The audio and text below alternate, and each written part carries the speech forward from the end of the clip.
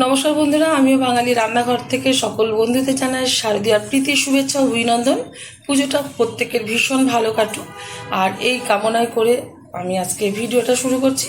আজকে যে ভিডিওটা আমি করছি সেটা হচ্ছে শুক্তো। এই শুক্তো কিন্তু পুজোর সময় অনেকের বাড়িতেই হয়ে থাকে, সেই কারণে এই রেসিপিটা আজকে শেয়ার করছি। প্রথমেই ওভেনে কড়াই বসিয়ে তাতে দিয়ে দিয়েছি কিছুটা পরিমাণে সাদা তেল। তেলটা গরম হয়ে গেছে, তেলের মধ্যে দিয়ে দিয়েছি দুটো তেজপাতা, কিছুটা মেথি ফোড়ন দিয়ে দিচ্ছি, কিছুটা রাঁধুনি ফোড়ন। অনেকের বাড়িতেই কিন্তু শুক্তো হয়ে থাকে পুজোর সময়, তো এরকমভাবে একবার আপনারা করে খেয়ে দেবেন, আশা করি ভীষণ ভালো লাগবে। ভালো লাগলে চ্যানেলটিকে সাবস্ক্রাইব করবেন, লাইক করবেন, শেয়ার করবেন। দিয়ে দিচ্ছি হাফ চামচেরও কম হলুদ গুঁড়ো, দিয়ে দিচ্ছি সামান্য পরিমাণে আদা বাটা।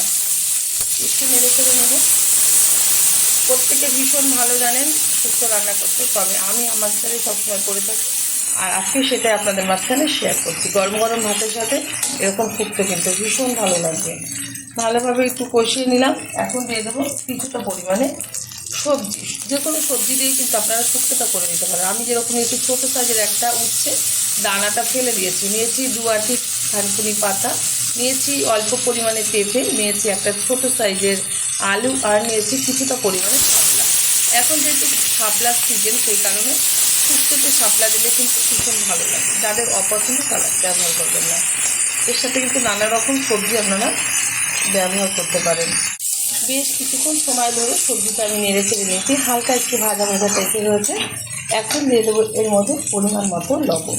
ঠিক যতটা শুক্তোতে ঝোল রাখবো সেই অনুযায়ী কিন্তু লবণটা ব্যবহার করছি।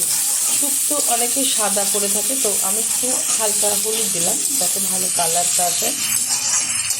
এখন দিয়ে দেবো এর মধ্যে স্বাদ মতো চিনি। চিনিটা দিলে কিন্তু এর স্বাদটা অসাধারণ আসবে, আর শুক্তো ব্যালেন্সটা খুব ভালো লাগবে। এর মধ্যে আপনারা কাজু বা পোস্ত ব্যবহার করতে পারেন বেটে, বা নারকেলের দুধ ব্যবহার করতে পারেন।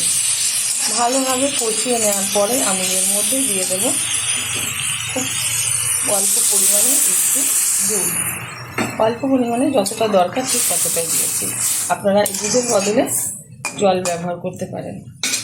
এবার আমি ঢেকে দেবো হালকা আছে, 10 মিনিটের জন্য ঢেকে দিচ্ছি। ঢাকনাটা তুলে দিচ্ছি, ওভেনের আঁচটা হাই করে দিচ্ছি।